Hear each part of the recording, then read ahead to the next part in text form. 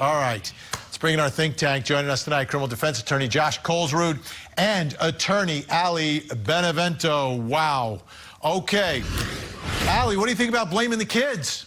I mean, they're adults, but they're her children. What do you think about blaming the kids? That's what I'm getting from all this. It's Charlie who's lying to me, and you've got Wendy, who's the one who's in contact with Katie McBanawa, giving up the details here. That is shocking to me. It's an interesting strategy. I mean, she's an older lady, and if they want to go with the narrative that she too is a victim and she is a victim of her children, that's an interesting take. Yeah, well, she was 10 years younger when this all happened. I don't know how the jury's going to feel about that. She was 10 years younger when this all happened. Josh, what are your thoughts, your reaction to the fact that it appears from day one that the defense of Donna Adelson is really going to be squared at her children, Charlie, and her daughter, Wendy? You know, I don't think it's much of a surprise. You know, all of the direct evidence points to the two children. And, you know, I watched the opening statements today. And by the way, I can't believe that the prosecution read their entire statement. It was, you know, very droll. You can almost fall asleep to it. But anyway, it was very obvious that they want to show that there's no direct evidence whatsoever with the bribery, with the planning, with the firearm. And today we also learned from Rivera that Donna really had nothing to do with him, and he didn't implicate her at all. So I think that, you know, it is, you know, a good strategy to blame the kids because, you know, Charlie's already been convicted. A jury has already found him guilty beyond a reasonable doubt. But guilt shouldn't be contagious either. And the prosecution, I think, really has an uphill battle. This is unbelievable, the way all of this has developed here.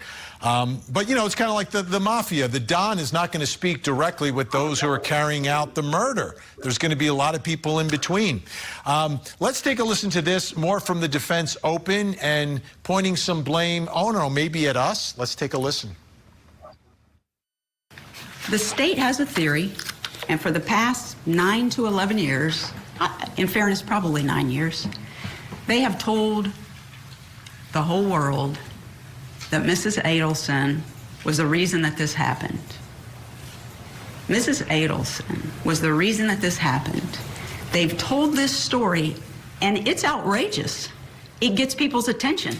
It's made a lot of money for the media, interviews, specials. Some people in jury selection said they had watched these specials. Lawyers on there, investigators on there.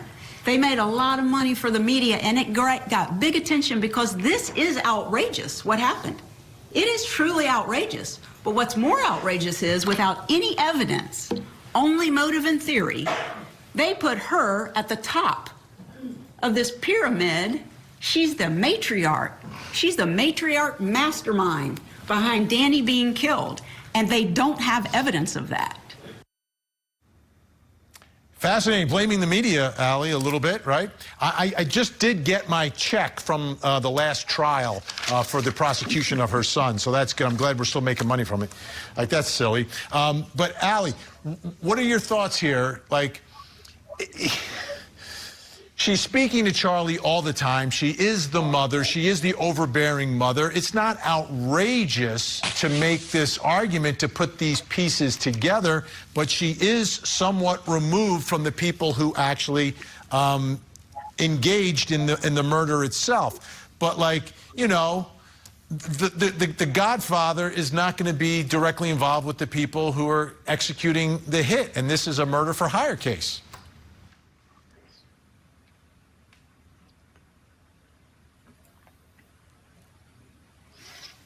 So what do you, Ali, can you hear us? Ali cannot hear us. We will go to Josh. I can jump in if you want. Yes, Josh, please.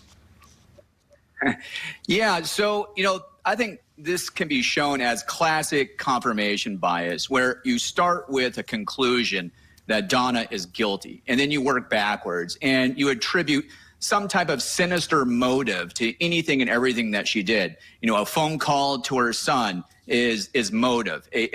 Signing her name on a check is blood money. going on a trip to Vietnam. She's obviously trying to flee. There's always a negative inference when you work backwards. And, the defense is right that when you say the word matriarch, usually in everyday parlance, that's actually not a bad word.